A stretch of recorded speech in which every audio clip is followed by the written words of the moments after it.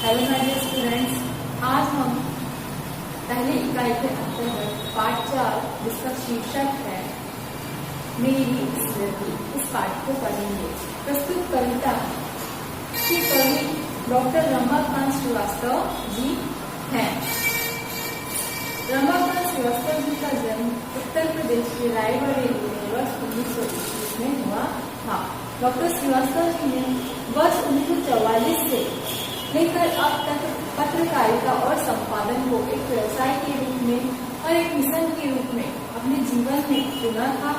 आपने दैनिक, साप्ताहिक, मासिक पत्रों के संपादन के अतिरिक्त हिंदी समिति, उत्तर प्रदेश हिंदी संस्थान में प्रधान संपादक के रूप में दर्जनों विविध विषय, संदर्भ एवं मानक ग्रंथों का संपादन किया है। आपकी प्रमुख कृतियों में आपका उपन्यास बेटे को क्या बतलाओगे, आपकी कई जो है पुस्तकें भी प्रकाशित हुई है। अब प्रस्तुत पाठ की विधा जो है वह है हाइकू, यानी कि प्रस्तुत कविता जो है हाइकू विधा में लिखी गई है। यहाँ एक जापानी विधा है। यहाँ पर इस पाठ में श्रीवास्तव जी ने प्रत्येक हाइकू में अलग अलग विषयों पर अपनी कलम चलाई है। आपने इन रचनाओं में हमें आम, महुआ, आकाश, तारा, पवन, मेहंदी, गांव आदि के बारे में अपने संक्षिप्त विचार प्रस्तुत किए हैं। इसके अतिरिक्त आपने इस कविता में झिंगुर, कोयल आदि की खुशियों को भी अपने इस कविता में स्थान दिया है। अब हाइकू जो विधा होती है उसमें क्या होता है कि हर एक हाइकू में कम से कम 5 शब्द होते हैं और अधिक से अधिक 7 या 9 शब्द होते हैं। हाइकू विधा में लिखी गई कविता जो होती है संक्षिप्त में होती है और प्रत्येक हाइकू एक अपना एक अलग अर्थ प्रकट करते हैं। यहाँ पर कवि लिखते हैं कि गई है पिकी प्रतीक्षारत पुनः आम्र शाखाएं, महुआ भरा बिछा श्वेत चादर इसे जोहता, इसकी व्यथा छाप गई बन घटा नभ है गिरा, सांझ का तारा इसे खोजने आया, आम निशा में कौन संदेशा में पवन आया है, सुनने तो दो रची बसी हो मेहंदी की गंध में याद आती है, खुल गए हैं पी कहाँ पुकार से प्रश्न कटे बिरिज गांव की उथर खोजती साया, गांव मुझको मैं ढूंढता गांव को, खो गए दोनों वर्षा की सांझ बजाते सहनाई, छिपे झिंगुर बजाने आए, पिकी छिप बांसुरी अमराई में, फूल खिलता महक मुरझाता स्वप्न बनता, बड़े सवेरे उठ जाती चिड़िया उठाता कौन, आए कोकिल धुन बंसी की गूंजे गौर महके। अब प्रस्तुत हाइकू में कवि ने जैसा कि हमने पहले पढ़ा वहां पर उन्होंने आम, महुआ, कोयल, तारे, झिंगुर, गांव, मेहंदी आदि के बारे में अपनी इस हाइकू के माध्यम से बताया है। अब प्रथम हाइकू में कवि ने लिखा है गई है पिकी प्रतीक्षारत पुनः आम शाखाएं। पिकी का अर्थ क्या है यहाँ पर? कोयल। डॉक्टर रमाकांत श्रीवास्तव जी कहते हैं कि जो आमों की डालियां हैं, आम के पेड़ों की जो शाखाएं हैं वह प्रतीक्षारत पुनः यानी कि फिर से किसी की प्रतीक्षा में मग्न है, किसी की राह देख रही है। और किसकी राह देख रही है? गई है पिकी। पिकी का अर्थ क्या है? कोयल। यानी कि जब गर्मी का मौसम चला जाता है, ग्रीष्म ऋतु चली जाती है, तो क्या होता है कि आम के झड़ जाने के बाद जो कोयल है उसकी कूक भी हमें आम की डालियों पर सुनाई नहीं देती है। कोयल के चले जाने से उसकी प्रतीक्षा में पुनः लग गई है कौन? आमों की डालियां या आम के पेड़ों की डालियां फिर से उस पिकी की, उस कोयल की राह देख रही है। महुआ भरा बिछा सोए चादर किसे जोहता। आगे कवि लिखते हैं कि जब महुए के पेड़ पर क्या होते हैं कि महुए के फूल आते हैं, और जब वे महुए के फूल सुबह होते ही, प्रातः काल होते ही क्या होते हैं, जमीन पर गिरते हैं, तो ऐसा लगता है कि धरती पर किसी ने सफेद चादर बिछा दी है। मानो ऐसा लग रहा है कि कोई किसी की प्रतीक्षा कर रहा है, उसके स्वागत के लिए, उसके आने के लिए, उसके अभिनंदन करने के लिए धरती पर महुए के फूल से क्या कर दी गई है, सफेद चादर बिछा दी गई है। किसकी व्यथा छा गई बन घटा नभ है गिरा। अब कभी आगे कहते हैं ग्रीष्म ऋतु के बीत जाने के बाद जो क्या होता है, जब वर्षा ऋतु का आगमन होता है तो आसमान में कैसे बादल छा जाते हैं, आसमान में काले बादल छा जाते हैं, जो वर्षा का, बारिश का हमें आभास कराते हैं। किसकी व्यथा छा गई बन घटा नभ है गिरा। यहाँ पर कवि यही कहते हैं कि ग्रीष्म ऋतु के बीत जाने पर जब वर्षा ऋतु आती है तो व्यथा, यहाँ पर व्यथा का अर्थ कवि ने क्या लिया है, दर्द से लिया है कि किसकी व्यथा है, किसका दर्द है कि आकाश में जो है बादल छा गए हैं, चारों तरफ जो है काले बादल हमें दिखाई दे रहे हैं। सांझ का तारा इसे खोजने आया आम दिशा में। आगे कवि कहते हैं कि जब रात होती है तो उस समय क्या होता है, सूर्यास्त होने के बाद जब दिन होता है तो हमें चारों तरफ उजाला और रोशनी दिखाई देती है, लेकिन शाम होने पर, सांझ होने पर, सूर्य के ढलने पर चारों ओर अंधेरा हो जाता है। अब रात के समय जो तारे हैं हमें आकाश में दिखाई देते हैं और ऐसा लगता है कि ये जो तारे हैं किसे खोजने आए हैं, किसकी राह देख रहे हैं, कौन संदेशा ले पवन आया है सुनने को दो। अब रात हो गई है, आसमान में तारे चारों दिशाओं में, वायुमंडल में हमें दिखाई दे रहे हैं। तो ऐसा लगता है कि जो हवा चल रही है, सरसराहट हो रही है जो हवा की, कि वह किसे खोजने आई है, वह पवन जो है वह भी कुछ संदेशा लेकर आई है, इसे सुनने तो दो। आगे कवि लिखते हैं रची बसी हो मेहंदी की गंध में याद आती हो, भूल गए हैं पीठ कहाँ पुकार से पृष्ठ पिछले। इन पंक्तियों में, इन हाइकों में कवि कहते हैं कि गांव का जो वातावरण होता है, गांव का माहौल, वहाँ की खुशबू ही अलग होती है।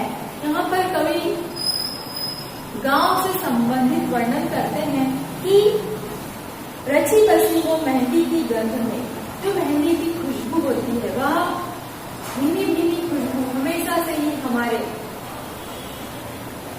मन को क्या करती है, याद आती है और उसकी खुशबू कभी हमारे मन से जाती नहीं है। यानी कि जो यादें हैं, जो मीठी सुनहरी यादें हैं कहाँ की, गांव की, हमारे मन में हमेशा से ही रहती है। और कुछ ऐसी घटना जब घट जाती है तो हमें उस मेहंदी की खुशबू के समान वह यादें जो है, पुरानी यादें फिर से तरोताजा हो जाती है। आगे लिखते हैं कवि खुल गए हैं पी कहाँ पुकार से पृष्ठ पिछले। कवि ने यहाँ पर कहा है कि कोयल का स्वर सुनकर जो हमारी स्मृतियां हैं, जो हमारी यादें हैं, वह फिर से तरोताजा हो जाती है। पी का अर्थ यहाँ पर कवि ने क्या बताया है, कोयल से लिया है कि हमारी जो यादें हैं वह फिर से, जैसे ही कोयल अपनी खूब गीतान सुनाती है, उस प्रकार से हमारे मन में बसी हुई पुरानी यादें फिर से जो तरोताजा हो उठती हैं और वह पिछली यादें हमें पुनः याद आने लगती हैं। कटे ब्रिज गांव की गुफा खोजती साया। अब आगे कवि ने लिखा है कि गांव के लोगों ने, गांव में जो लोग रहते हैं, उन्होंने क्या किया कि वृक्षों की कटाई कर दी है। अब इसका परिणाम यह हुआ है कि जब गर्मी के मौसम में, ग्रीष्म ऋतु में जब धूप, चिलचिलाती धूप निकलती है, तब जो गांव में रहने वाले लोग हैं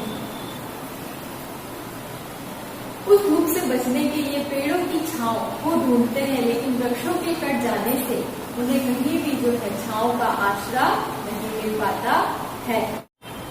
गांव मुझको, मैं ढूंढता गांव को, खो गए दोनों, वर्षा की सांझ, बजाते शहनाई, छिपे झुमझुम। कवि इन हाइकू के माध्यम से कहना चाहते हैं कि